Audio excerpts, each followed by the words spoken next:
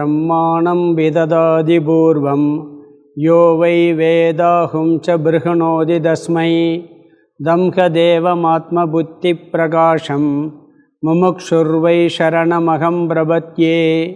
ओं नमो ब्रह्मादिभ्यो ब्रह्मविद्या संप्रदायकर्तृभ्यो वंशऋषिभ्यो महत्यो नमो गुरुभ्यः।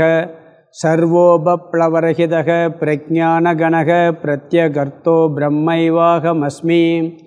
ओं ब्रह्मानन्दं परमसुखदं केवलं ज्ञानमूर्तिं द्वन्द्वातीतं गगनशत्रुषं तत्त्वमस्यादिलक्ष्यम् ஏகம் நித்யம் விமலமஜலம் சர்வதி சாட்சிபூதம் பாவாதீதம் திரிகுணரகிதம் சத்குரும் தம் நமாமி. குருர் பிரம்மா குருர் விஷ்ணு குருர் தேவோ மகேஸ்வரः குருரேவ பரம் பிரம்ம தஸ்மை ஸ்ரீ குரவே நமः. ஓம் சகனாவவது சகனௌ புனக்து சக வீரியம் கரவாவகை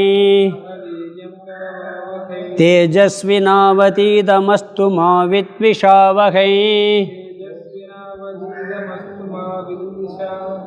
ஓம் சாந்தி சாந்தி சாந்தி. நம ஸ்ரீ சங்கரானந்த குருபாதாம்புஜன்மனே சவிலாசமகாமோகம் கிராகைகர்மணே. ஸ்லோகம் 147 படிக்கலாம். பெரிய ஸ்லோகம் அது, ஆனால் விஷயம் சிறுசு தான், ஸ்லோகம் பெருசாக இருக்கும். ஏதஸ்மான் கிமி வேந்திர ஜாலமப்பரம் ஏதஸ்மான் கிமி வேந்திர ஜாலமப்பரம் யத் கர்ப்பவாசஸ்திதம் ரேதச்சேததி கஸ்தமஸ்தபதம் பரோத்பூதநானாங்குரம்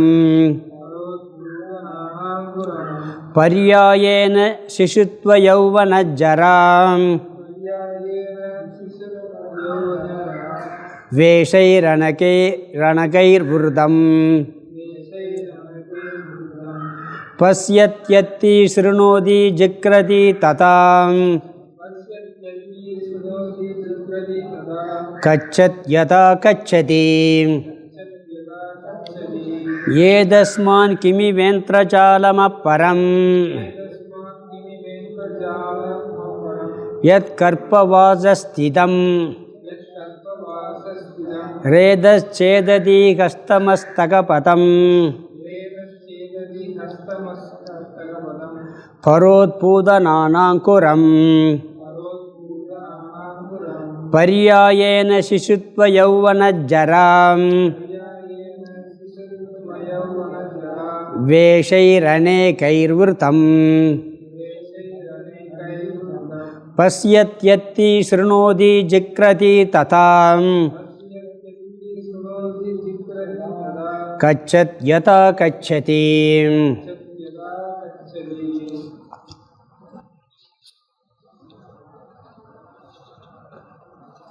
பஞ்சதசி 6வது அத்தியாயம் சித்திரதீப பிரகரணம். இதில் நம்ம 146 ஸ்லோகம் பார்த்து முடிச்சிருக்கிறோம். இதில் நம்மளுக்கு 122லேருந்து 152 வரைக்கும் மாயா தத்துவ விசாரம். இந்த மாயா தத்துவத்தை விசாரம் பண்ணிக்கிட்டு இருக்கோம். ஏற்கனவே ஜீவ விசாரம், ஜீவ தத்துவத்தில் உள்ள குழப்பம், ஈஸ்வர தத்துவத்தில் உள்ள குழப்பமெல்லாம் பார்த்தோம். இந்த ஈஸ்வர தத்துவத்தை புரிஞ்சுக்கிறதுக்கு மாயையை பற்றி தெளிவாக புரிஞ்சாதான் ஈஸ்வர தத்துவம் புரிய முடியும். அடுத்து ஈஸ்வர தத்துவம் வர இருக்குது. அதுக்காக இந்த மாயா தத்துவத்தை முதல்ல தெளிவாக விளக்குறார். இது வரைக்கும் மாயையை பற்றி நிறைய விளக்கம் பார்த்தோம். போன கிளாஸில் என்ன பார்த்தோம்னு சொன்னீங்கன்னா, அது ஒரு கேள்வி சொரூபமாக இருக்கிறது. மாயை பொதுவாக என்ன பார்த்தோம்னு சொன்னால், அது விளக்க முடியாது, அனிர்வச்சனீயம். நம்ம அதாவது புத்திபூர்வமாக யோசிச்சா அனிர்வச்சனீயம், உலக மக்களுக்கு பார்த்தா உண்மையிலே இருக்குது, ஞானம் வந்த பிறகு பார்த்தா இல்லவே இல்லை. நிறைய விளக்கம் பார்த்துருக்கோம், அதை கடைசி முடிவுரையில் சொல்கிறேன். போன கிளாஸில் என்ன பார்த்தோம்னா அது கேள்வி ஸ்வரூபமாக இருக்குது.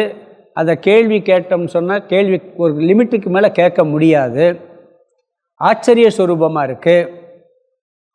அப்படி இருக்கிறதுனால அதுக்கு பரிகாரத்தை தான் தேடணுமே ஒழிய அங்கே கேள்வி மேலே கேள்வி கேட்டால் அங்கே அதுக்கு பதிலே கிடைக்கவே கிடைக்காது. பரிகாரம் தேடும் பொழுது நம்ம மனசில் இருக்க துக்கமெல்லாம் போகும். அதுக்கு முயற்சி பண்ணணும், சரியான முயற்சி பண்ணணும், சரியான முறையில் முயற்சி பண்ணணும்னு பார்த்தோம். பிறகு அதை புரிஞ்சுக்கிறதுக்கு ஒரு உதாரணம் சொன்னார். உலக பிரசித்தமான மாயை இந்திரஜாலம். இந்திரஜாலம்லாம் நிறைய பார்க்குறோம் நாம். மேஜிக் ஷோ அந்த காலத்துலேருந்து இருந்திருக்கு போல இருக்குது. மேஜிக் ஷோ இப்போ மட்டும் இல்லை, எல்லா காலத்துலேயும் இந்த மேஜிக் ஷோ இருந்திருக்கு. அது எல்லாருமே ஆச்சரியமாக பார்ப்போம். இது முடியாத காரியத்தை எப்படி பண்ணி காமிக்கிறான் அப்படின்னு சொல்லி பார்ப்போம். நம்மளுக்கு தெரியாது, திருப்பி பார்த்துக்கிட்டே இருப்போம். அதை எல்லோரும் ஒரு இந்திரஜாலம்னு புரிஞ்சுக்கிறோம். அது உலக பிரசித்தமான மாயை. அது மாதிரி என்ன சொல்கிறான்னு சொன்னால், இதுவும் இந்த பிரபஞ்சம் அனைத்துமே அது இந்திரஜாலம் மாதிரி தான். இதுவும் ஒரு பிரசித்தமான அந்த மாயை இந்திரஜாலம், உலக பிரசித்தமான இந்திரஜாலம் போன்றது இந்த மாயை அப்படின்னார். அது உலக மக்களுக்கு தெரியும், இதை நம்ம விசாரம் பண்ணால் தெரியும், அவ்வளோதான் வித்தியாசம். அதை நாம் எப்படி ஆராய்ச்சி வேணும்னு ஒரு விளக்கம் சொன்னார் 142. அதாவது உலக தோற்றத்துக்கு தெளிவாக தெரியுது, அனுபவிக்கிறோம், ஆனால் நிரூபிக்க முடியலை. ஏன் எதற்குன்னு கேள்வி கேட்டால் ஒரு லிமிட்டுக்கு மேலே அங்கே பதிலே இல்லாமல் போயிடுது. அதனால் என்ன சொன்னான்னா, நடுவு நிலையில் அனுபவ பிரமாணத்தையும் எந்த விஷயத்தில் அனுபவத்தை கடைப்பிடிக்கிறது, எந்த விஷயத்தில் புத்தியை கடைப்பிடிக்கிறது, எந்த விஷயத்தில் சாஸ்திரத்தை கடைப்பிடிக்கிறதுன்னு சொல்லி மூன்றையும் சமமாக இருந்து ஆராய்ச்சி செய்தால் இந்த மாயா தத்துவம் தெளிவாக விளங்கும். உலக மக்கள் அனுபவத்தை மட்டும் வச்சுட்டு பார்க்குறாங்க, தர்க்கவாதிகள் புத்தியை மட்டும் வச்சுட்டு பார்க்குறான், சில பேர் சாஸ்திரத்தை மட்டும் வச்சு பார்க்குறாங்க. மூணையும் சமமாக ஆராய்ச்சி செய்து புத்தியையும் பயன்படுத்தணும், அனுபவத்தையும் பயன்படுத்தணும், சாஸ்திரத்தையும் பயன்படுத்தி ஆராய்ச்சி செய்யும் பொழுது இதனுடைய உண்மையான தன்மை தெளிவாக விளங்கும் அப்படின்னு சொன்னார். இந்த உலகத்தை எவ்வளவு ஆராய்ச்சி பண்ணாலும் ஒரு குறிப்பிட்ட எல்லைக்கு மேலே அங்கே போக முடியாது, அங்கே ஃபுல் ஸ்டாப் வந்துடும் அப்படின்னார். போனதில் ஒரு ஸ்லோகம் பார்த்தோம். அதாவது வீரியத்தினால் இந்த சேதன தத்துவம், அதாவது வீரியம், நம்ம ஆண்களுடைய இந்த வீரிய சக்தியில் இந்த தேகம், இந்திரியங்கள், உயிர் தத்துவமெல்லாம் எப்படி வருகிறதுன்னு பார்த்தா அதை ரொம்ப ஆராய்ச்சி பண்ணி கேட்டால் பதிலே சொல்ல முடியாது. ஒரு சிறு வீரியத்தில் இவ்வளோ பெரிய உடம்பு, இந்திரியம், உயிரெல்லாம் உருவாகுதே, அது எப்படின்னு பார்த்தா அதுக்கே பதில் சொல்ல முடியாது. இல்லை அதனுடைய தன்மை வீரியம் இருந்தால் உயிர் வரும், ஒரு உடல் தோன்றும் சொன்னால் அதுவும் சரி வராது. ஏன்னு சொன்னால் இந்த ஒரு அன்வய எதிரேக்க நியாயம் இருக்குது. எது இருந்தால் எது இருக்குமோ, எது இல்லை என்றால் எது இருக்காதோன்னு ஒரு அன்வய எதிரேக்க நியாயம் இருக்குது.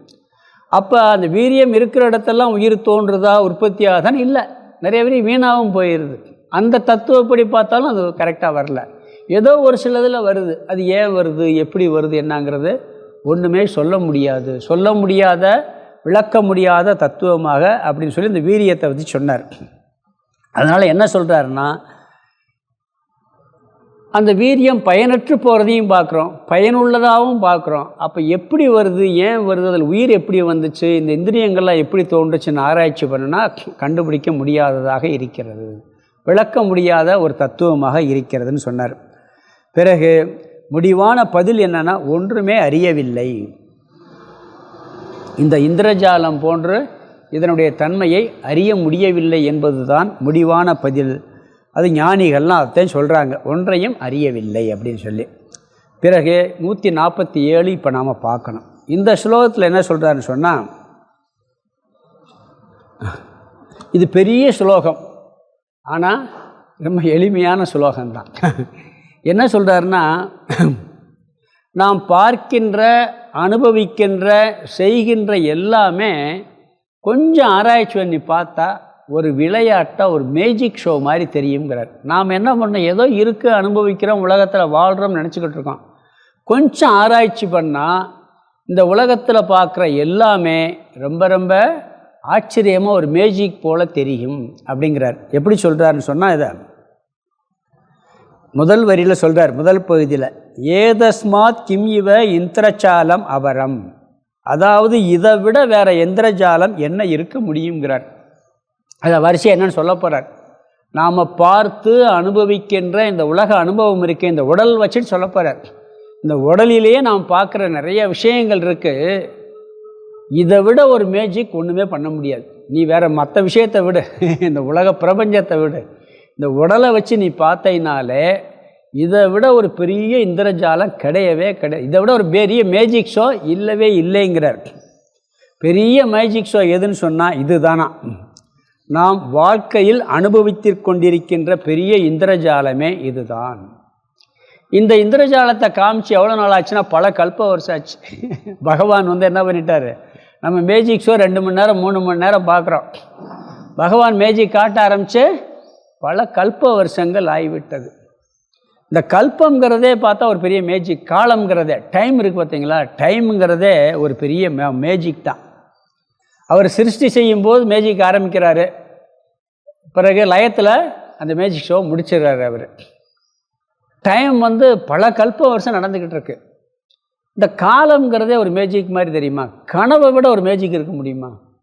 நீங்கள் கனவு வாங்குறீங்க, நீங்கள் பார்த்தீங்கன்னா அப்போத்தான் தூங்கியிருப்பீங்க, ஒரு 5 நிமிஷம் கூட ஆகாது. சில நேரம் பார்த்தீங்கன்னா பெரிய கனவு கண்டிருப்பீங்க. அந்த கனவு பார்த்தீங்கன்னா ஒரு 4-5 வருஷம் நடக்கிற கனவாக இருக்கும். ஒரு பெரிய இல்லாட்டி ஒரு 2 நாள் நடக்கிற கனவாக இருக்கும், ஒரு நாள் முழுதும் நடக்கிற கனவாக இருக்கும்.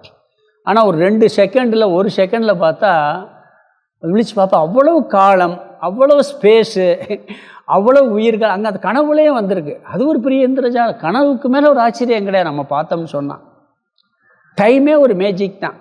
காலம் போகிறதே தெரிகிறது இல்லை. காலங்கிறதே கற்பனை தான். அதை ரொம்ப ஆராய்ச்சி பண்ணால் தெரியும். சில நேரம் இந்த வகுப்பே எடுத்துக்கோங்க, ரொம்ப இன்ட்ரெஸ்டாக போச்சுன்னா போனதே தெரியலேம்பாங்க. இல்லாட்டி ஒரு வகுப்பு ஒரு நாள் பூரம் போகிறது மாதிரி தெரியும். சில பேர்கிட்ட பேசிக்கிட்டு இருப்போம், டைம் போகிறதே தெரியாது. சில பேர் என்னை அறுத்து குமிச்சிட்டான் அப்படிம்பாங்க. அவன்கிட்ட உட்காந்து சொல்கிறது உண்டா இல்லையா? டைம் கூட நம்ம மைண்டை வச்சு தான் இருக்குது. இவர் பல கல்ப காலங்கள் இந்த மேஜிக் ஷோவை ஆரம்பித்து நடத்திக்கிட்டு இருக்கார். யார்? பகவான் அப்படிங்கிறார். என்னென்ன மேஜிக் சொல்ல போகிறார்.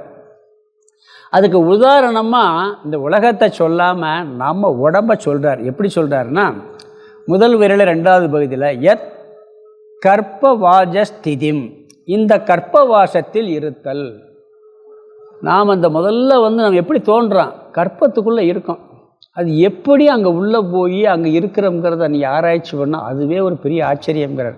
கர்ப்பவாசத்தில் வாசம் செய்கிறோம் பார்த்தீங்களா, அது ஒரு பெரிய ஆச்சரியம். அது எப்படி போகுது, அங்கே எப்படி இருக்குது அப்படின்னா ரொம்ப டீப்பாக ஆராய்ச்சி பண்ணி ஒரு பதில் சொல்ல முடியாது. அப்படின்னு எல்லாத்துக்கும் இருக்கணுமே, எல்லாத்துக்கும் இருக்கிறது இல்லையே. பிறகு 2வது விரலில் முதல் பகுதியில் சொல்கிறாரு, ரேதக சேததி, அந்த வீரியமானது உயிரை அடைகிறது, ஒரு உயிர் தத்துவமாக உருவாகிறது. அது எப்படி அங்கே ஒரு உயிர் தத்துவமாக உருவாகுது? இது ஒரு மேஜிக்ங்கிறார். ரேதக சேததி, வீரியம் உயிரை அடைதல். பிறகு கஸ்த மஸ்தக பத, அதாவது கை தலை காலெல்லாம் உருவாகுதான். அங்கே உற்பத்தி ஆகுதுல்ல. நீங்கள் வேறு எதை வச்சுமே உற்பத்தி பண்ண முடியாது. இல்லை டெஸ்ட் டியூப் குழந்தைகள் அங்கேயும் அது வேணும், அந்த செட்டப்பெல்லாம் வேணும், இல்லாட்டி பண்ண முடியாது. நாமளாக உருவாக்குறது இல்லை. அதிலிருந்து எப்படி வருது, தலை வருது, கை வருது, கால் வருதுங்கிறார். அதுவே ஒரு பெரிய மேஜிக், ஒரு ஆச்சரியங்கிறார். எல்லா வீரியம் கர்ப்பத்தில் தங்கிறது இல்லை, எல்லா வீரியம் உருவாக்குறது இல்லை. ஆனால் சிலது உருவாக்குதே, எப்படி உருவாக்குது? அது ஒரு பெரிய ஆச்சரியம். பிறகு உயிர் தத்துவமாக சடமான சேதஸ், அந்த வீரியம் ஒரு சேதன தத்துவமாக மாறுவது ஒரு பெரிய ஆச்சரியம். அங்கே கை கால் தலை மூக்கு கண் எல்லாம் உருவாகுது, ஒவ்வொருவரும் உருவாகுது. அது ஆச்சரியங்கிறார். பிறகு அதில் இன்னொன்று சொல்கிறாரு, அந்த உடலில் உள்ள உறுப்புகள் கணக்கற்றவை. இரத்த குழாயில் எத்தனையோ கிலோமீட்டர்னு சொல்கிறாங்க, நரம்பு மண்டலம். அதெல்லாம் பார்த்தா அது எப்படி வேலை அதில் அந்த ரத்த அடப்பு இருந்துச்சுன்னா வேலை செய்யலை, ஆனால் போனால் எப்படி வேலை செய்யுது? இதெல்லாம் பார்த்தா ஒரு பெரிய ஆச்சரியங்கிறார். இதுவே ஒரு பெரிய மேஜிக். நரம்பு மண்டலம், ஹார்ட்டு, இப்படி ஒவ்வொரு உறுப்பையும் பார்த்தால் அதனுடைய செயல்பாடுகள் மிக ஆச்சரியமாக இருக்கிறது. இந்த உறுப்பு செய்கிற வேலையெல்லாம் பார்த்தீங்கன்னா அவன் அந்த உறுப்பு வேலை செய்யலைன்னு பார்த்தாத்தான் தெரியும். உறுப்பு வேலை செய்யும்போது தெரியாது. அது வேலை செய்யலைன்னா அதனுடைய தன்மையை பற்றி நம்ம தெரியும். எப்படி இதெல்லாம் அப்படின்னு ஆச்சரியமாக இருக்கும். ஒருத்தன் தொழில் பண்ணுறது நான் சொன்னான், ஒருத்தர்கிட்ட போய் பெரிய மகான்கிட்ட, எனக்கு முதலீடே இல்லை, எனக்கு பணம் கொடுத்தா பெரிய தொழில் பண்ணி ஆராய்ச்சி பண்ணிடுவேன், பிஸ்னஸ் பண்ணிடுவேன். ஒரு இளைஞன் சொல்லியிருக்கான். இல்லைப்பா அவன் நிறைய பணமெல்லாம் முதலீடு இருக்குன்னாரான். ஒன்றுமே இல்லை, அவன்கிட்ட பல கோடி ரூபா சொத்து இருக்குன்னாரான். அவர் இவன் என்ன பண்ண, இல்லை நல்ல வா கூட்டு போகிறேன், அவன்கிட்ட இருக்கிறத காமிக்கிறேன் அப்படின்னாரான். பெரிய ஒரு ஹாஸ்பிட்டல் கூட்டு போனாரான். இந்த ஒரு கண்ணுக்கு எவ்வளோ விலை வைக்கிறான்னாரான். 2 கண்ணில் ஒரு கண்ணை கொடுத்துரு, 10 லட்ச ரூபா கொடுக்க சொல்கிறேன். கிட்னியில் ஒரு கிட்னி கொடுக்க சொல்லுது, அதுக்கு எவ்வளோ விலை? ஒவ்வொன்று விலை கேட்டால் அது பல கோடிக்கு மேலே தாண்டுது. கொடுத்துருப்பா, இருக்குல்ல கொடுத்துரு, இந்த விரலை கொடுவேன் அப்படின்னாரு. இவ்வளோ ரூபா தரேன்னு. அதை எப்படி கொடுக்க முடியும்? நான் இது போயிட்டா என்ன பண்ணுறது? இந்த ஒரு கட்டை விரலை மட்டும் கொடுத்துரு, உனக்கு 20 லட்ச ரூபா தரேன்.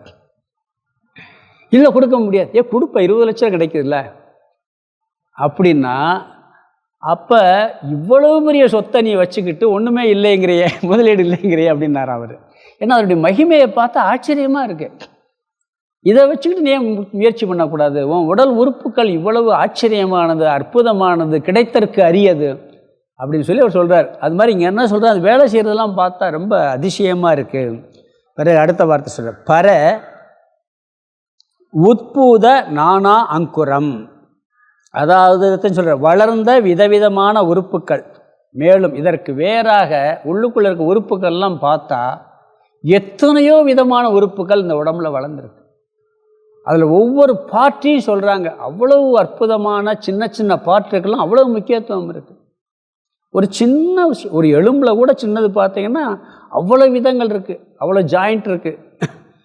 அப்படி விதவிதமான வளர்ந்த உறுப்புகள், இதெல்லாம் நீ உடலில் இருக்கக்கூடிய கூறுகளை ஆராய்ச்சி பண்ணால் இது எப்படி வந்துச்சு, எப்படி யார் உருவாக்குறா, ஆச்சரியங்கிறார். பிறகு அது எப்படிப்பட்ட மாற்றங்களை அடைகிறது அப்படின்னு ஒரு லிஸ்ட்டு போட்டு சொல்கிறார். 3வது வரியில் முதல் பகுதியில் நம்ம ஏற்கனவே கீதையில் சொன்னது தான். பரியா ஏன கிரமமாக இனியே சொல்ல போகிற ஆர்டரில் நான் சொல்கிறேங்கிறார். சிசுத்துவம் குழந்தை பருவம், அங்கே கௌமாரம் யௌவனம் சரான்னார் கீதையில் 13வது ஸ்லோகத்தில் 2வது அத்தியாயத்தில். இங்கே அந்த கௌமாரங்கிறத சிசுத்துவம், குழந்தை பருவம், யௌவன இளமை பருவம், ஜரா முதுமை பருவம். இந்த உலகத்துக்கு பிறந்தவுடனே என்ன ஆகுது? முதல் குழந்தையாக இருக்கான், பிறகு இளமையாக இருக்கான், பிறகு முதுமை அடைகிறான். இதுவும் ஒரு ஆச்சரியம். இது நிப்பாட்ட முடியுமா? நம்ம கீதையிலையும் இது வந்துச்சு. இந்த வளர்ச்சியை நீங்கள் தடுக்க முடியுமா? இல்லை நான் ஒரு 10 வருஷம் கழித்து இளமை அடைஞ்சிக்கிறேன், முதுமை எனக்கு ரொம்ப கஷ்டமாக இருக்குது, ஒரு 50 வருஷம் கழித்து நான் முதுமை அடைஞ்சிக்கிறேன்னு சொல்ல முடியுமா? அது ஆட்டோமேட்டிக்காக போய்கிட்டு ஏன் வருது, எதுக்கு வருது, எப்படி போகுது அப்படிங்கிறது இதுவே ஒரு பெரிய மேஜிக் அப்படிங்கிறார். பிறகு 3வது வரியில் 2வது பேர் வேஷைகி அநேகைகி விருதம், பலவிதமான வேஷங்களுடன் சேர்ந்ததாய். குழந்தை பருவம், இளமை பருவம், முதுமை பருவம் மாதிரி இந்த வயசுலேயே பல வேஷம் போட்டாச்சுங்கிறார்.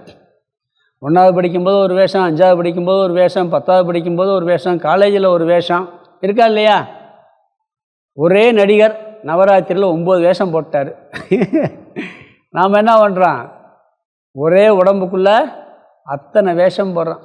தசாவதாரம்னு ஒரு சினிமா படம், 10 வேஷமா கமலஹாசன். ஒரே ஆள் இப்படி எத்தனை வேஷம் போடுறோமோ அது மாதிரி இந்த உடம்புக்குள்ளே அவ்வளவு வேஷங்கள் போட்டு பலவிதமான வேஷங்களுடன் சேர்ந்ததாய் அப்படிங்கிறார். போட்டு ஆடுதான், போட்டு எல்லா ஆட்டமும் ஆடிக்கிட்டு இருக்கு. ஏற்கனவே சொல்லியிருக்கேன், இல்லாத மேடைதனில் எழுதாத நாடகத்தில் எல்லோரும் நடிக்கின்றோம், எல்லோரும் பார்க்கின்றோம். சினிமா பாட்டு அபூர்வராங்கள் ஒரு பாட்டு வரும், கேள்வியின் நாயகனே இந்த கேள்விக்கு பதில் எதையான்னு சொல்லி. மாயையை பற்றி பார்த்துருக்காங்க. மாயை என்ன ஸ்வரூபம்? கேள்வி ஸ்வரூபம். மாயையே ஒரு கேள்வி ஸ்வரூபம். அதிலே ஒருவர் இல்லாத மேடைதனில் என்ன பண்ணுறோம்? எழுதாத நாடகத்தில். அது உண்மையிலே இல்லை, ஆனால் எல்லோரும் நடிக்கிறோமா, எல்லோரும் பார்க்குறோமா. சினிமா வரினாலும் மாயைக்கு அருமையான டெஃபினிஷன் இந்த வரிகள் தான். கேள்வியின் நாயகனே கேள்விக்கு பதிலேதையா முதல் வரி வரும். அடுத்து உள்ளே வர்ற வரியில் என்னது? இல்லாத மேடைதனில் எழுதாத நாடகத்தில் எல்லோரும் நடிக்கின்றோம், எல்லோரும் பார்க்கின்றோம். இல்லைங்கிறதுக்கு சொல்கிறார். இப்படி எத்தனையோ வேஷங்கள் போட்டு இந்த உடம்பில் வருவது ஒவ்வொன்றும் ஆச்சரியமாக இருக்கின்றது. பிறகு செயல்களை சொல்கிறார். நாம் செய்கின்ற செயல்கள் எல்லாமே ஆச்சரியமானது. ஒரு சின்ன விபத்து, ஒரு ஆக்சிடெண்ட்டு, உயிர் போயிடுது. மீண்டும் வர வைக்க முடியுமா? அவ்வளோ அற்புதமான வேலைகள் செய்யக்கூடிய இந்த உடல் உயிர் ஒரு சின்ன ஆக்சிடெண்ட்டில் போயிடுது. ஒரு வண்டி ரிப்பேர் ஆச்சுன்னா பூராத்தையும் கூட திருப்பி மாற்றி செஞ்சு சரி பண்ணிடலாம். இந்த உடம்பு போச்சுன்னா, இல்லை சில பாட்டு போச்சுன்னா ஒன்றுமே பண்ண முடியலை நம்மளால். வண்டி நொறுங்குனா கூட திருப்பி எடுத்து கலத்தி தட்டிக்கிட்டு நிமித்தி சரி பண்ணி எதாவது பண்ணி வச்சுட்டு போயிடலாம். இது ஒன்றும் பண்ணவே முடியலை. ஆச்சரியமாக இருக்குங்கிறார். ஒரு சின்ன தேனி இருக்குது பார்த்தீங்கன்னா, 10 ஈ மட்டும் தான் இருக்குது. அது கொடிச்சுன்னா உயிர் போயிருதுங்கிறாங்க. பாம்பு, சின்ன பாம்பு கடிச்சா கூட உயிர் போயிடுது. இவ்வளோ பெரிய உடம்பு. எப்படி இதெல்லாம் எப்படி நடக்குது? இந்த உடலை செயலற்று போயிடுது. செயல்படும்போது பார்த்து ஆச்சரியமாக இருக்குது. பசியை பார்க்கிறதுங்கிறார் அடுத்த வார்த்தை. பசியை பார்க்குறதே ஒரு ஆச்சரியங்கிறார். எல்லாரையும் பார்த்த உடனே இவ்வளவு காட்சி ஒரு செகண்டில் மூளைக்கு போகுது. பச்சை கலரு, சிவப்பு கலர், அந்த கலர், இந்த வடிவம், உயர்ந்தது, சேர்ந்த இருட்டு, வெளிச்சம், ஒரு செகண்டில் மூளையில் போய் பதிவாயிருது. பார்க்கலைன்னா பதிய முடியுமா? இந்த கண்ணுக்கு உள்ள சக்தியை நினச்சி பார்த்தா அது பிரமிப்பாக இருக்குது. ஏன்னா அந்த கண்ணு அவ்வளோ அற்புதமானது. பார்க்கிறது, எத்தி சாப்பிடுதான் நாக்கு. சாப்பிட்ற உணவு எப்படி உள்ளே போய் எப்படிலாம் ஜீரணமாகுது பாருங்கள். அதுவே ஒரு ஆச்சரியம். எத்தி சாப்பிடுகிறது. சிறுநோதி கேட்கிறது. ஒவ்வொரு சப்தத்தையும் கேட்டு அது காதுக்குள்ளே போய் எவ்வளோ பெரிய வேலையை செய்யுது பாருங்கள். அந்த சப்தத்தை கேட்டு அந்த காது கேட்கறது ஒரு ஆச்சரியங்கிறது. கண்ணு பார்க்கறது ஒரு ஆச்சரியம். வாய் சாப்பிடுவது ஒரு ஆச்சரியம். இதெல்லாம் ஒரு பெரிய மேஜிக்காக நடக்குதுங்கிறார். ஜிக்ரதி நுகர்கிறது. ததா அதுபோலவே கச்சதி நடக்குதான். எங்கேயாவது போயிட்டு வருதான், திருப்பி வருதான். யதா ஆ கச்சதி, கச்சதி ஆ கச்சதி, போது வருது. இந்த கால் எனக்கு ஒரு சின்ன இதுக்காக அந்த மரத்து போகிற ஊசி போட்டாங்க இந்த ஸ்டோன் ஆப்ரேஷனுக்கு. நல்ல நினைவு இருக்குது. ஒரு சுண்டு வரல கூட, கால் வரல கூட அசைக்க முடியலை. பார்த்தா என்னடா இது, எவ்வளோ அப்போ வேலை பண்ணுறோம். ஒரு இன்ஜெக்ஷன் போட்டோன்னே மரத்து போய் ஒரு பிட்டு கூட நகட்ட முடியலை. அப்படி கிடக்கு இந்த உடம்பு. அப்போ அது எப்படி வேலை செய்யுது? எவ்வளோ பெரிய ஆட்சி. நினச்சா போகுது. ஒரு செகண்ட் மூளையில் போகணும்னு நினச்சோன்னா நடந்துடுறோம், நடக்கக்கூடாதுன்னா நின்றோம்.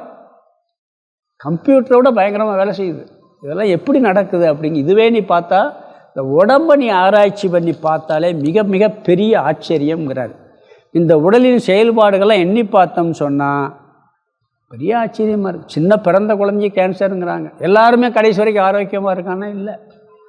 இப்போலாம் பிறந்த குழந்தைக்கு சுகர் வந்துருச்சுங்கிறான். என்னென்னு ஆச்சரியம் கண்டுபிடிக்கலாம். ஒரு குழந்தைக்கு, சின்ன குழந்தைக்கு சுகர் இருக்கிறாங்க. இதை எடுத்துக்கங்க, நம்ம கொரோனா கிருமி எடுத்துக்கங்க, என்ன பாடுபடுத்துச்சு. அது இதிலே கண்டுபிடிக்க முடியாத, கண்ணுக்கே எட்டாத ஒரு சிறு கிருமி, அது எப்படியெல்லாம் உலகத்தவே ஆட்டி படைச்சிருச்சா இல்லையா? அதுவும் ஒரு உயிர் தத்துவம் தானே. அதுவும் ஒரு உயிர் தத்துவம் தான். இப்படி பார்த்தீங்கன்னா எத்தனையோ கிருமிகள், அதுக்காக உயிர் வாழ்ந்துக்கிட்டு இருக்கோம். சில கிருமிகளை உயிரும் போயிடுது. இந்த உடம்பு அழிஞ்சு போகுது. இந்த உடல் வருவது, பிறப்பது, இருப்பது, செயல்படுவது அத்தனையும் நீ ஆராய்ந்தால் அதை விட ஒரு பெரிய மேஜிக் உலகத்தில் இல்லவே இல்லை அப்படிங்கிறார். கண்ணு திறந்தா தெரிவது ஆச்சரியம், சத்தம் போட்டால் காதில் விழுகிறது ஆச்சரியம். இப்படி எல்லாமே ஆச்சரியம்தான். இதை நீங்கள் கேள்வி கேட்டேன்னா ஒரு 2-3 ஸ்டெப்புக்கு பதில் சொல்லலாம். இது எப்படி வேலை செய்யுதுன்னா ஒரு டாக்டர் ஒன்று சொல்வார். அதுக்கு பிறகு அதுக்கு எப்படின்னு கேட்டால் அதுக்கு பிறகு வேலை சொல்ல முடியும். அது போல் வேலை செய்யலை. ஒன்றில் ரத்த குழாய் அடைச்சிருச்சு, வேலை செய்யலை. ஏன் ரத்தம் போனால் ஏன் வேலை செய்யுது, போகலைன்னா ஏன் வேலை, ஏன் அடைக்குது? அடைச்சிருச்சு, அவ்வளோதான்.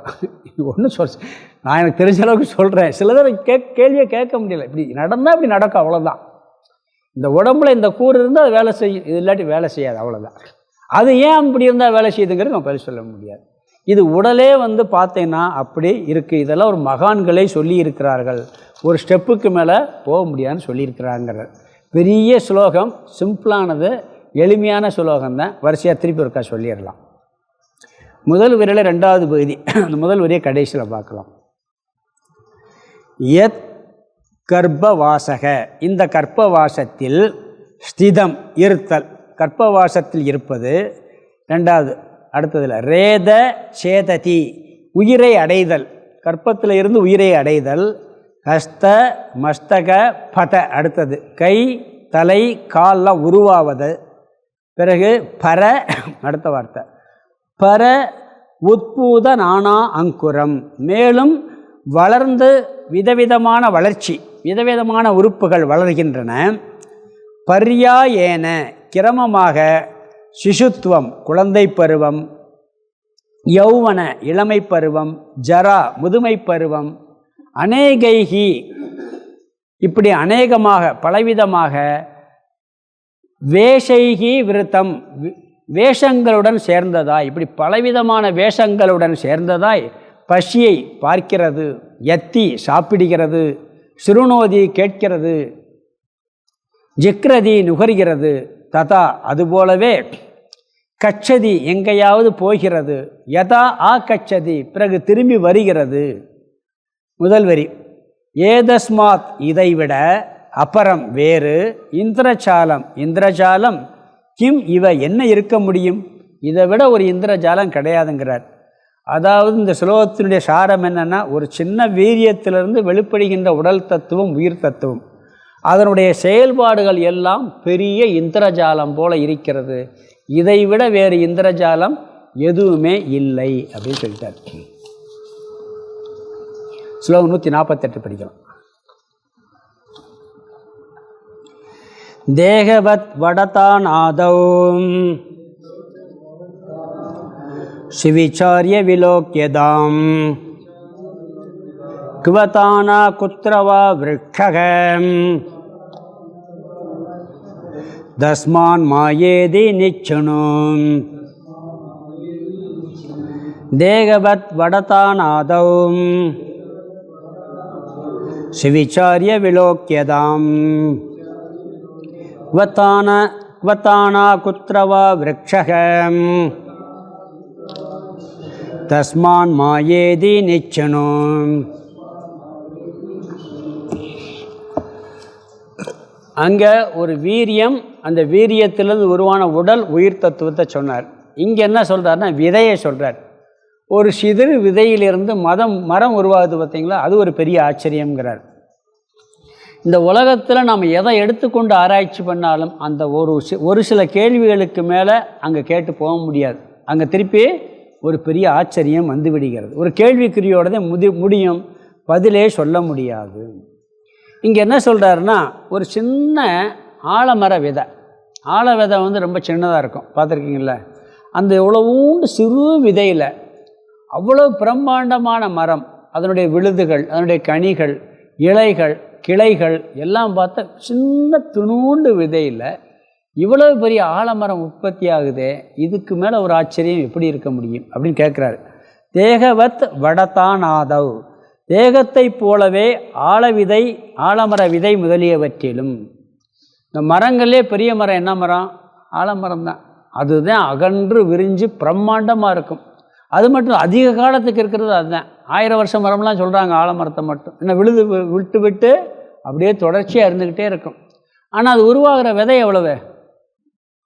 துணூண்டு விதை.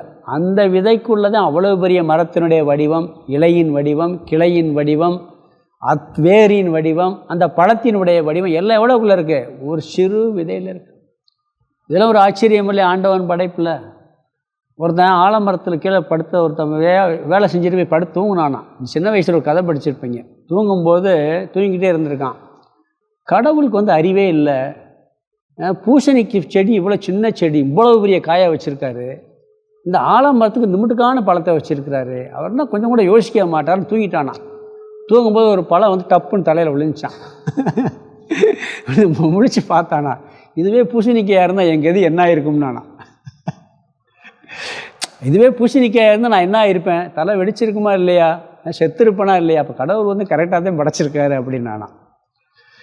மாதிரி சின்ன விதைக்குள்ள எவ்வளவு பெரிய தத்துவத்தை, ஒரு வீரியத்துக்குள்ள அந்த உடம்பு தத்துவத்தையும் உயிர் தத்துவத்தையும் இதனுடைய ஆற்றல் பூரா அதில் வர்றது மாதிரி ஒரு சிறு விதைக்குள்ளே இவ்வளையும் படைச்சிருக்கிறதுக்கு மேலே ஒரு ஆச்சரியம் என்ன வேணும்?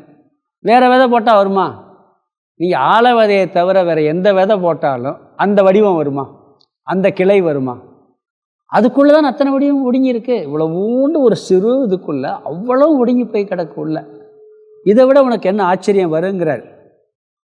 பூசணி செடி சின்ன செடி ஆனால் பெரிய காயாக இருக்குது. இது வேறு ஒன்றும் இல்லை. தென்னை மரம் எடுத்துக்கங்க.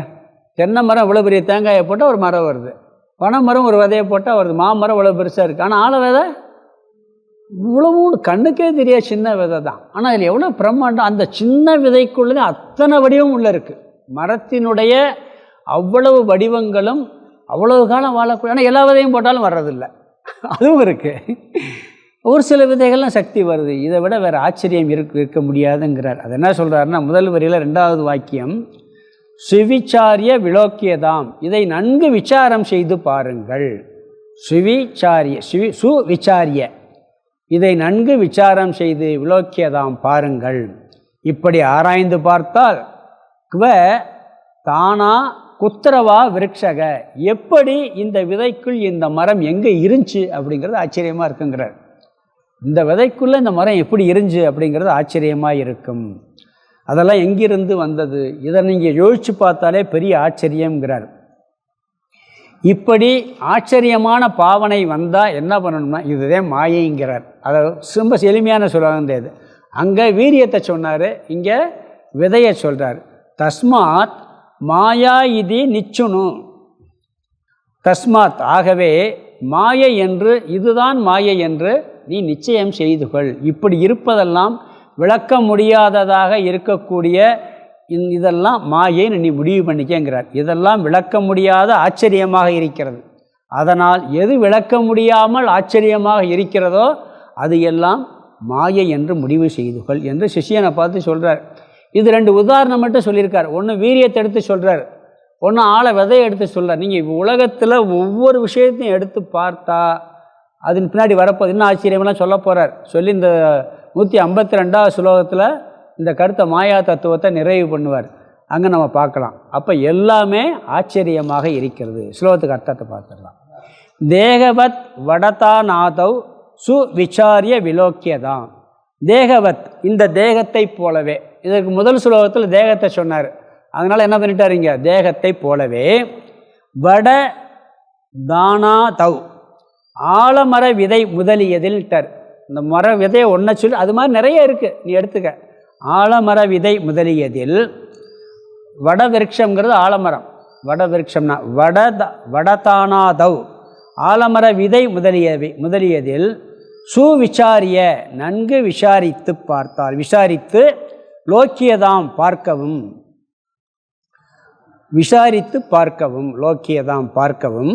குவ தானா, எப்படி இந்த விதைக்குள், குத்ரவா விருட்சக, இந்த மரம் எங்கே இருக்கிறது, எப்படி இந்த விதைக்குள்ள மரம் எங்கே இருக்கிறது, குத்ரவா விருட்சக.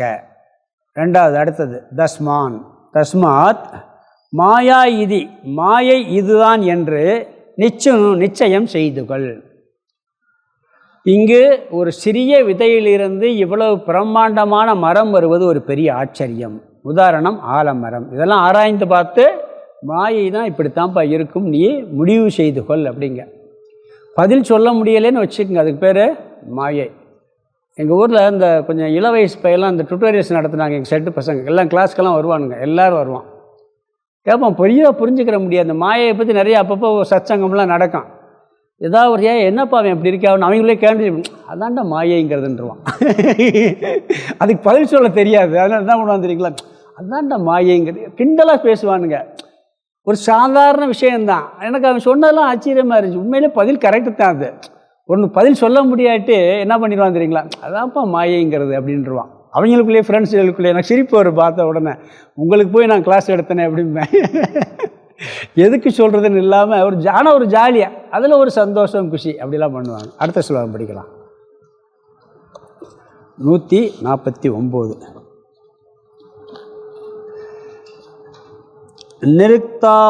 நிருக்தாவபிமானம் ஏம் தததே தார்க்கிகாதயக கர்ஷமிஷ்ராதிபீஸ்தே துது கண்டநாதௌ சுசிக்ஷிதாஹ நிருக்தாவபிமானம் ஏம்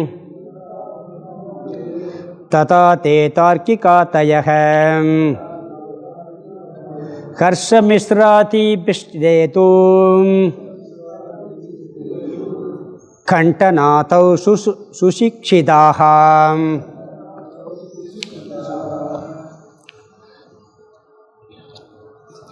விளக்க முடியாதது ஆச்சரியம்னு இதுக்கு முன்னாடி பார்த்தோம்.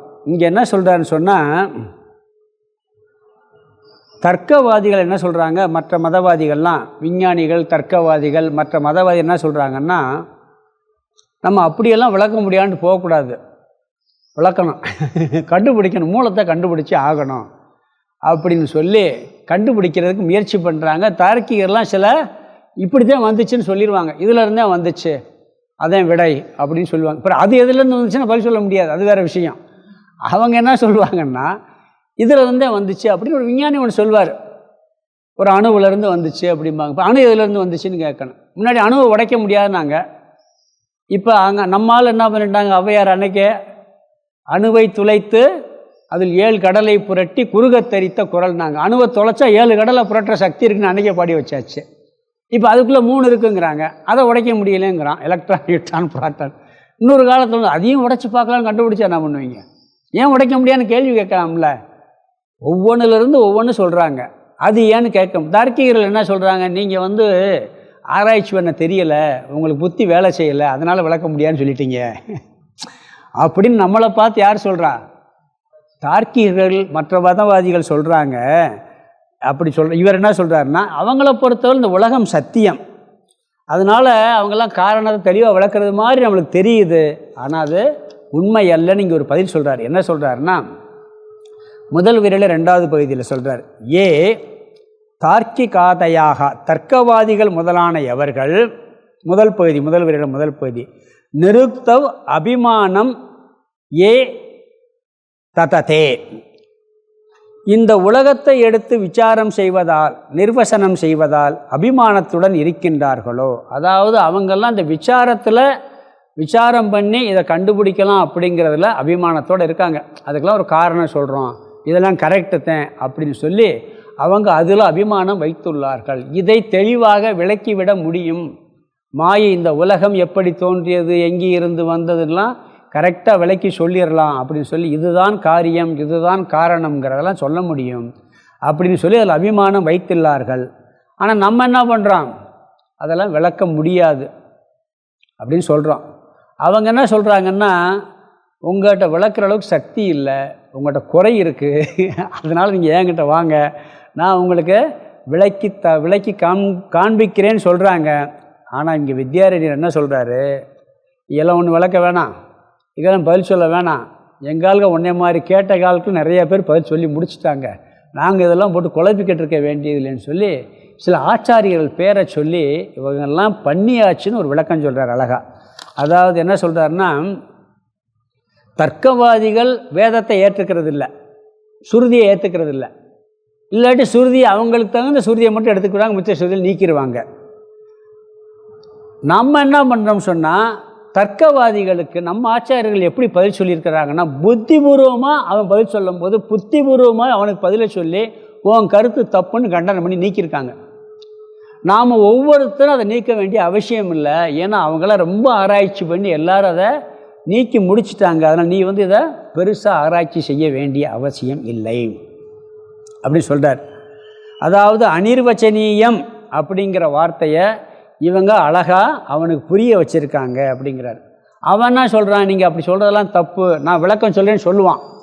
நம்ம கேள்வி மேலே கேள்வி கேட்டால் ஒரு இடத்துல போய் நடுவில் என்ன பண்ணுவான், நிப்பாட்டிடுவான், இதுக்கு மேலே கேள்வி கேட்காதுன்னு காம்ப்ரமைஸ் பண்ணுவான். அதைத்தானே இப்போ நாங்களும் சொல்கிறோம். ஒரு லிமிட்டுக்கு மேலே இதை காம்ப்ரமைஸ் பண்ணுவாப்புல. அப்போ காம்ப்ரமைஸ்னு என்ன அர்த்தம், அங்கே பதில் சொல்ல முடியாதுன்னு அர்த்தம். அதெல்லாம் இவர் எங்கெங்கெல்லாம் நீ காம்ப்ரமைஸ் பண்ணுறேன்னு சொல்லி மற்ற மதவாதிகளாக இருக்கட்டும், விஞ்ஞானிகளாக இருக்கட்டும், சயின்டிஸ்டாக இருக்கட்டும், அது யாராக இருந்தாலும் இதற்கு மேலே ஒன்றால் இதை கொண்டு போய் பதில் சொல்ல முடியாதுன்னு சொல்லி இவர் நிரூபிக்கிறார். யார் நிரூபிக்கிறார்னு சொன்னால், நம்ம சம்பிரதாயத்தில் வந்த ஆச்சாரியர்கள் நன்கு பாடம் கற்பித்துள்ளார்கள். அதெல்லாம் லைப்ரரியிலே இருக்குது, பல நூல்கள் இன்றைக்கி இருக்குது. அந்த நூல்களை படித்து பார்த்தா நம்ம பல வருஷம் புரிகிறதுக்கு. அதனால் என்ன பண்ணணும், நாம் அதெல்லாம் ரொம்ப போட்டு ஆராய்ச்சியெல்லாம் பண்ணக்கூடாது. மின்சாரத்தை ஒருத்தர் கண்டுபிடிச்சிருக்கார், கண்டுபிடிச்சி அந்த மின்சாரத்தை வந்து நம்ம என்ன பண்ணுறோம், மின்சாரத்தை பார்த்தோன்னா லைட் எரியும், ஃபேன் ஓடும், அது மின்சாரம் வந்தால் இதோட பிடிச்சிக்கிறோம். அது எப்படி மின்சாரம் உருவாகுது, அது எதிலிருந்து உருவாகுது, இந்த ஆராய்ச்சியெல்லாம் பண்ணிக்கிட்டு நம்ம உட்காடுறோமா யாராவது? அப்புறம் அதுலேருந்து ஏன் உருவாகுது மின்சாரம், இதில் ஏன் உருவாகுது அப்படிங்கிறது ஒரு சுற்றினோம்னா, ஒரு மேக்னெட்டை வந்து ஒரு வயர் காயில் சுற்றினா மின்சாரம் உருவாகுது. அதை சுற்றினா உருவாகுதுங்கிறதோட அவர் நிப்பாட்டிக்கிறார். அது ஏன் உருவாகுது இப்படி, அதுக்கு அவர் சில லாஜிக்கெல்லாம் சொல்லுவார். அந்த லாஜிக் ஒரு கேள்விக்கிட்ட பதில் சொல்ல முடியாது. நாம் போய் அந்த ஆராய்ச்சி, ஏன்னா அவர் கண்டுபிடிச்சிட்டாரு, அவர் கண்டுபிடிச்சி உண்மையாக இருக்குது, பயன் தருது, அதோட நிப்பாட்டிக்கிறோம். அது மாதிரி நம்மளுடைய அந்த சாஸ்திரத்தில் வந்த பண்டிதர்கள் யார் சொல்கிறாருன்னா, கர்ஷ மிஸ்ராதிபி தேது, கஸ்ர மிஸ்ராதி போன்ற ஆச்சாரியர்களால் கண்டநாதவ் கண்டனம் செய்யப்பட்டுள்ளது, நன்கு பாடம் புகட்டப்பட்டுள்ளதுங்கிறார். அவருடைய நூல்கள் பேர் என்ன தெரியுமா? கண்டனம்ங்கிற ஒரு நூல். அது கண்டனம்னு என்ன, அதை கண்டனம் பண்ணி நீ போடுற தப்புன்னு அருமையாக கண்டனம் பண்ணி விளக்கியிருக்கிறாரு. அதனால் அதுக்கு நாம் பதில் சொல்ல முடியாது, தேவையில்லை, அவங்களே சொல்லிட்டாங்க, நம்ம ஏன் சொல்ல வேண்டிய அவசியம் இல்லைங்கிறார். இந்த கருத்தை சொல்கிறதுக்கு காரணம் என்னன்னு சொன்னால், அதாவது நாம் விளக்க முடியாது அனிர்வச்சனியம்னு சொல்கிறான். அவன் என்ன பண்ணுறான், இதை விளக்க முடியும், அதெல்லாம் இல்லை, ஆச்சரியமெல்லாம் இல்லைன்னு சொல்லும்போது நம்மளுக்கு இடையில் குழப்பம் வருது. நாம் திருப்பி அதை போய் ஆராய்ச்சி பண்ணுறோம்னு வச்சுக்கோங்க, தர்க்கவாதிகள்கிட்ட போய் இதிலே டைம் போயிடும். நம்மளுடைய முன்னோர்கள் வந்து இந்த சாஸ்திரத்தை படித்தவங்க அதெல்லாம் விளக்கி முடிச்சுட்டாங்க. ஆனால் அதுக்கு நாம் டைம் செலவழிக்க வேண்டியதில்லை. இவங்கெல்லாம் கண்டனம் பண்ணி இந்த நூல்களில் இப்படியெல்லாம் பதில் சொல்லிட்டாங்க, நாம் அதுக்கு மேலே அங்கே தேவையில்லை, இது இப்படி தான் இருக்குன்னு புரிஞ்சுக்கிட்டால் போதும் அப்படிங்கிறார். அந்த குழப்பத்திலேருந்து விடுபடுவதற்கு இது பயன்படும். பிறகு மாயைக்கு அவங்க சொல்கிறது மாதிரி ஒரு லட்சணம் கொடுத்துட்டாங்கன்னு வச்சுக்கோங்க, ஏதாவது ஒரு லட்சணம் கொடுத்துட்டாங்கன்னு வச்சுக்கோங்க, அது சத்தியமாயிரும். இப்படித்தேன்னு சொல்லி ஒரு லட்சணம் ஒன்று கொடுத்துட்டீங்கன்னா அது உண்மையாயிரும். உண்மையாச்சுன்னா அப்போ என்ன, அத்வைதம் பொய்யாயிரும். அத்வைதம்னு இருக்காது. மாயை மித்தியான்னு சொல்ல முடியாது. மாயை மித்தியான்னு சொல்லாட்டி இருந்துட்டு போகுது அப்படின்னு நினச்சோம்னா, எங்கே அத்வைதத்தை நிலைநாட்டுறோமோ அங்கே தான் மோட்சம் சித்திக்கும், அங்கே தான் முழுமையான துயரம் போகும். அத்வைத கருத்து உள்ளே போய் அது நிலை நின்றால்தான் இந்த மோட்சங்கிறதும் இந்த துக்கத்திலேருந்து விடுபடுவதுங்கிறதும் பிறவாமைங்கிறதும் ஏற்படும். அப்படிங்கும்போது அப்போ துவைதங்கிறது அங்கே நிரூபணம் ஆயிரும். அப்போ அது வந்து தேவையில்லை. அது பொய்யா இருந்தால்தான், விளக்க முடியாததாக இருந்தால்தான் அத்வைதம் சித்திக்கும். அதனால் அது பொய்யுங்கிறதுக்கு நிறைய விளக்கம் கொடுத்துருக்குறாங்க. உண்மைன்னு சொல்கிறவங்களுக்கு அவங்க பதில் சொல்லிட்டாங்க, நாம் ஓரளவுக்கு மேலோட்டமாக பார்த்தா போதும். என்னுடைய ஆச்சாரிய பரம்பரையில் வந்தவர்கள்லாம் அதை சொல்லிட்டாங்க, அதனால் நீயே இதுக்கு மேலே ஒன்றும் விசாரம் செய்ய வேண்டியது இல்லைங்கிறார். ஒரு விஷயம் மட்டும் இது சொல்கிறேன். அதாவது இந்த சாஸ்திரத்தில் எப்பயுமே பார்த்தீங்கன்னா முழுசாக நம்ம ஒன்றை கண்டுபிடிச்சி போகணும்னு சொன்னால், இப்போ ஒரு பாடமெல்லாம் படிக்கிறோம், ஒரு மெடிக்கலோ இல்லை இன்ஜினியரிங்கோ படிக்கிறோம், அவங்க கண்டுபிடிச்சோன்னே அது ஏன் எப்படி கண்டுபிடிச்சா நீங்கள் போகிறீங்கன்னு வச்சுக்கோங்க. ஒரு சூத்திரம் சொல்கிறார், பித்தாகரஸ் தியரம் அப்படின்னு இருக்குது மேத்ஸில். அந்த பித்தாகரஸ் எப்படி கண்டுபிடிச்சா நீங்கள் ஆராய்ச்சி பண்ணி போனீங்கன்னா, நீங்கள் அந்த சூத்திரத்தை பயன்படுத்திட்டு கணக்கு போட்டுக்கிட்டே போகணும். அவர் கண்டுபிடிச்சது உண்மையாக இருக்குது, அவ்வளோதான். அது மாதிரி நம்ம ஆச்சாரிய பரம்பரையில் வந்தவங்க இதெல்லாம் இவங்க சொன்ன கருத்தெல்லாம் தப்புன்னு நிரூபணம் பண்ணிட்டாங்க. அது எப்படிங்கிறது, அதனால் அவங்க கருத்தை ஏற்றுக்கிட்டு போனீங்கன்னா மாயை மித்தியங்கிறது தெளிவாகும், அத்வைதங்கிறது புரியும், வேறு குழப்பமெல்லாம் நீ பண்ண வேண்டியதில்லை. அதான் இந்த ஸ்லோகத்தில் சொல்கிறாரு. இந்த ஸ்லோகத்துக்கு அர்த்தத்தை பார்த்துடலாமா? பார்த்து முடிச்சிடலாம். 3வது ஸ்லோகம். நிருக்தாவபிமானம் ஏ தததே தார்க்கிகாதயக. இங்கே தார்க்கிக ஆதயக கடைசி வார்த்தை. தார்க்கிகர்கள் முதலான எவர்கள் நிருக்தவ் இந்த உலகத்தை எடுத்து விசாரம் செய்வதில், நிருக்தவ்னா விசாரம் செய்வதில் அல்லது நிர்வசனம் செய்வதில், அபிமானம் நிருக்தவ் அபிமானம் அபிமானத்துடன், தததே இந்த ஏங்கிறது முதல் எவர்கள்னு பார்த்துட்டோம், தததேன இருக்கின்றார்களோ, இந்த தார்க்கிகர் முதலான எவர்கள் இந்த உலகத்தை எடுத்து விசாரம் செய்வதில் அபிமானத்துடன் இருக்கின்றார்களோ தே அவர்கள் ஹர்ஷ மிஸ்ராபி து அதாவது ஹர்ஷமிஸ்ரர் போன்ற ஆச்சாரியர்களால், அந்த ஆச்சாரியர் பேர் ஹர்ஷமிஸ்ரர் போன்ற ஆச்சாரியர்களால், தேன அவர்கள் ஹர்ஷமிஸ்ராதி பீத்து, ஹர்ஷமிஸ்ராதி போன்ற ஆச்சாரியர்கள் கண்டநாதவ், கண்டனம் முதலான நூல்களில், கண்டன ஆதவ்னா முதலான, கண்டனம் முதலான நூல்களில் சிக்ஷிதாக நன்கு கண்டனம் செய்யப்பட்டுள்ளார்கள், பாடம் புகட்டப்பட்டுள்ளார்கள் சொல்கிறார். இங்கே என்னன்னு சொன்னால், இப்போ அதுக்கு ஒரு உதாரணம் சொல்லலாம். குமரிலப்பட்டர் என்ன பண்ணார் தெரியுங்களா? ஆதிசங்கரர் எல்லா மதங்களினுடைய கருத்துக்கள் தப்புன்னு இது பண்ணிட்டு வந்து அத்வைதத்தை நிலைநாட்ட வர்றார். அப்போ பௌத்த மதம் சமண மதம்லாம் ரொம்ப பிரம்மாண்டமாக இங்கே பாரத தேசத்தில் பரவி இருக்கு. அவர் ஒவ்வொரு பௌத்த மதத்தை போய் பண்ண வேண்டியதில்லை. குமரிலப்பட்டருங்கிறவர் போய் அந்த மத கருத்துக்கள் கரெக்டு கிடையாது, மேலோட்டமாக பார்த்தா சரியாக இருக்கும், ஆழமாக பார்த்தா அதெல்லாம் தப்புன்னு நிரூபணம் பண்ணிட்டார்.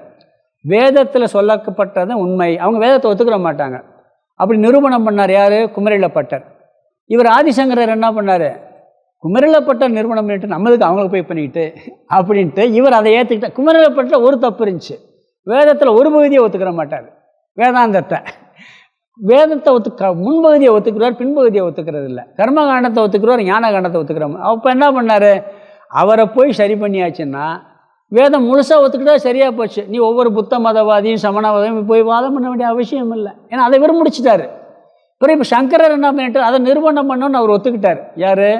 குமரிலப்பட்டர் ஒத்துக்கிட்டார். ஒத்துக்கிட்டாலும் கூட அவர் மரண தருவாயில் இருக்கும்போது வாதம் பண்ணி ஜெயிச்சார். அப்போ தான் சுரேஸ்வராச்சாரியார் சிறுகேரில் இருக்கிறாரு. அவர் கர்மகாண்டத்தில் அவர் வேதத்தினுடைய பின்பகுதியை ஒத்துக்கிறதில்ல, ஞான காண்டத்தை. அவரை போய் நீ வாதம் பண்ணிட்டேன்னு சொன்னால் கர்மகாண்டம் மட்டும் முக்கியம் கிடையாது, ஞானகாண்டம் முழுமையானது நிறைவானதுங்கிறத அவரை வாதம் பண்ணி ஜெயிக்கிறார். அவர் வாதம் பண்ண அளவுக்கு நாம் பண்ண முடியுமா? நாம் போய் ஆராய்ச்சி பண்ண முடியுமா? சங்கரர் வாதம் பண்ணி எல்லாத்தையும் சரி பண்ணிட்டார். சங்கரர் சொன்னது நாம் ஏற்றுக்கிறோம், அவ்வளோதான் நம்ம வேலை. இதை போய்கிட்டு அவர் எப்படி சங்கரர் பண்ணார், அவர் குமரில் எப்படி பண்ணார்னு போனால் நம்ம லைஃபே பத்தாது. அவங்க புத்திசாலித்தனத்தில் நிரூபணம் பண்ணியிருக்கதா கண்கூட பார்க்குறோம். அதனால தான் பெரியவங்க சொல்கிறத நாம் ஏற்றுக்கிறோம். பயன்பட்டுருக்காது, பயன்படாமல் இருந்தால் பரவாயில்ல. அவங்க சொன்னதை நிறைய பரம்பரையில் பயனடைஞ்சிருக்காங்க, மோட்சம் அடைஞ்சிருக்காங்க, எல்லாம் நடந்திருக்கு. அதை பார்க்குறான். அவர் சொல்லியிருக்காரு, அவர் இதெல்லாம் இது பண்ணிட்டார், அது போதும்னு சொல்லி ஏற்றுக்கொள்ள வேண்டும்னு முடிக்கிறாரு. அடுத்த 2 ஸ்லோகத்தில் இதை நிறைவு பண்ணுறார். நம்ம அங்கே பார்க்கலாம்.